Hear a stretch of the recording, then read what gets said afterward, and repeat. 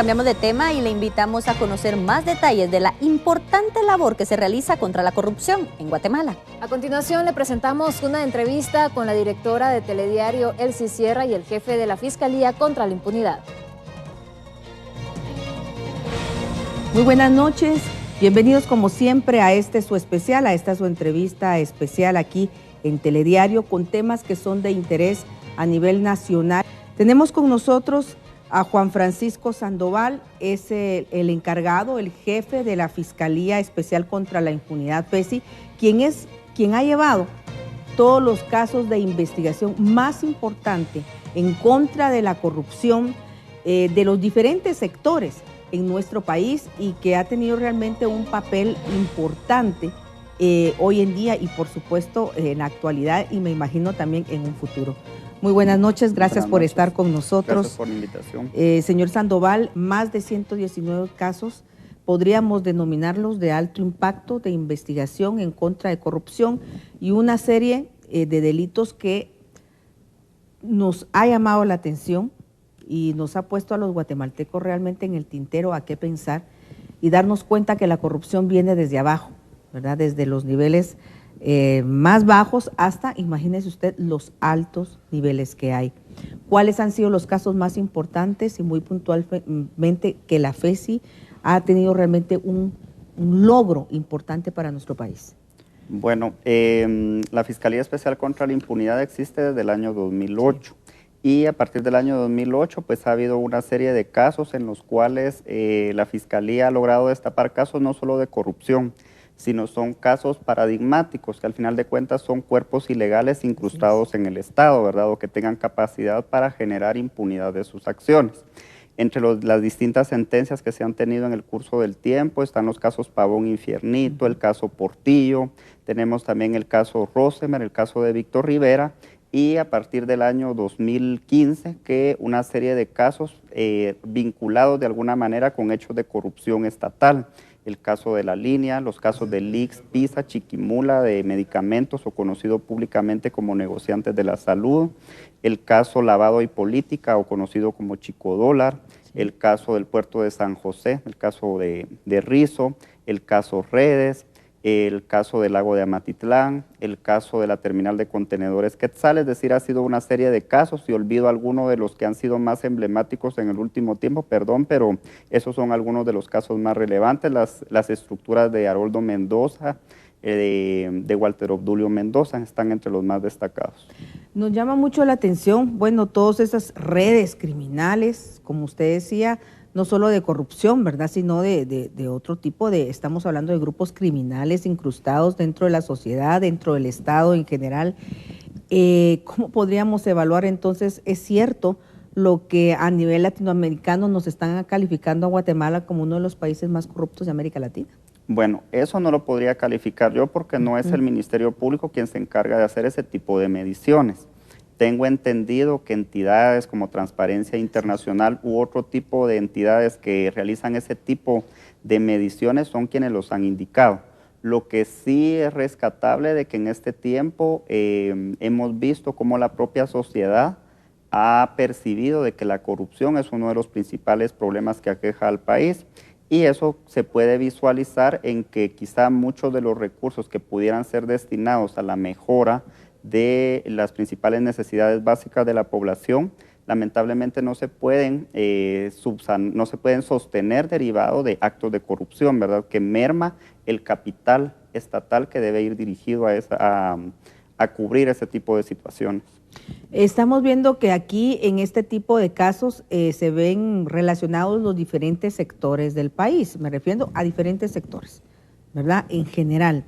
¿Qué más podríamos esperar dentro de estos mismos casos? Porque muchas veces la percepción de la ciudadanía, y es de los correos que nosotros recibimos, correos electrónicos, llamadas telefónicas, es que se está investigando, se está capturando gente, pero realmente no se ve que estas redes finalicen o terminen. Pareciera como que continúan con otros personajes y tal vez buscando otros medios, otros mecanismos de continuar con este tipo de corrupción. Bueno, la cuestión es que el Ministerio Público cumple con su función de presentar casos ante los tribunales de justicia y esa es una parte.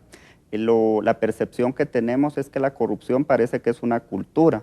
Y la cultura es la cultura guatemalteca de corrupción de la que se habla, no es solo el Ministerio Público, sino es todo el Estado, ya conociendo al Estado no solo como la infraestructura estatal, desde lo privado, desde las casas, debe de terminar esta cultura de corrupción. Nosotros tratamos de hacer nuestro trabajo.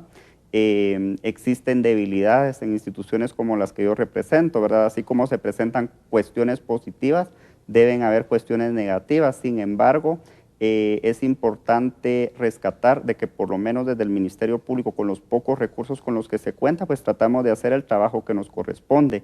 Y esto debe ser acompañado de acciones de los distintos sectores de la sociedad. Okay, y precisamente a eso iba, señor Francisco Sandoval, porque usted hablaba de los pocos recursos con los que cuenta el Ministerio Público. ¿Cómo están haciendo ustedes realmente para poder investigar y darse abasto? Porque son casos realmente emblemáticos, como usted los calificó hace algunos minutos, casos incluso grandes, ¿verdad? Que implica redes bastante incrustadas, ampliadas, que vienen incluso algunas hasta operando desde hace años, para que, ¿cómo hacen con los recursos? ¿Qué es lo que les falta a ustedes incluso para mejorar entonces? Creo que se está optimizando el recurso con el que se cuenta.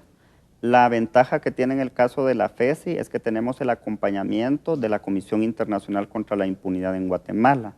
Y en el caso del resto de las fiscalías, desde el despacho de la señora fiscal general, pues se hace el esfuerzo máximo de optimizar esos recursos. Para nadie es un secreto que, por ejemplo, el Ministerio Público tiene cobertura en 40 de los casi 340 municipios que tiene el país, y es porque no se puede invertir en más fiscalías cuando no han sido trasladadas a la institución los recursos.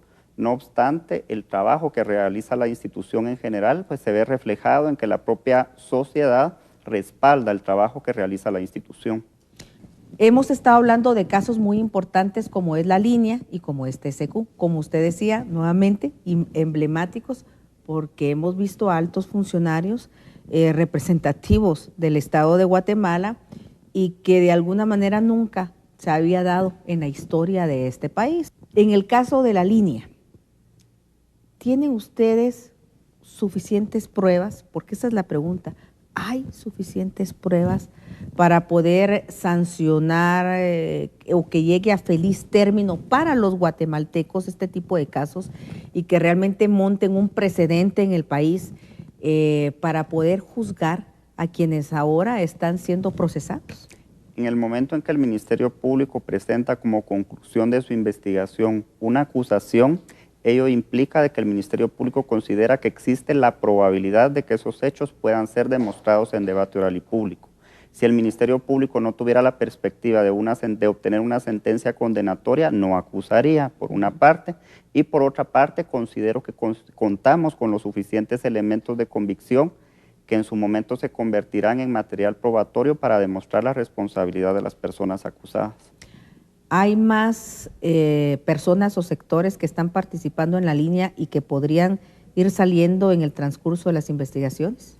El Código Procesal Penal estipula que el Ministerio Público, en cuanto tiene conocimiento de un hecho delictivo, debe alcanzar hasta cualquier sector para cumplir con la función de persecución penal. Esa es la característica del proceso penal, que una vez nosotros lo iniciamos no podemos evitar ni podemos retractarnos de lo que hicimos, sino debe de continuar, y no descarto la posibilidad de que se continúe con vinculación de personas a proceso. Nos vamos a ir a unos mensajes. Estamos aquí con el representante, el jefe de la Fiscalía Especial contra la Impunidad, FESI, Juan Francisco Sandoval, hablando principalmente de los casos de la línea y TCQ.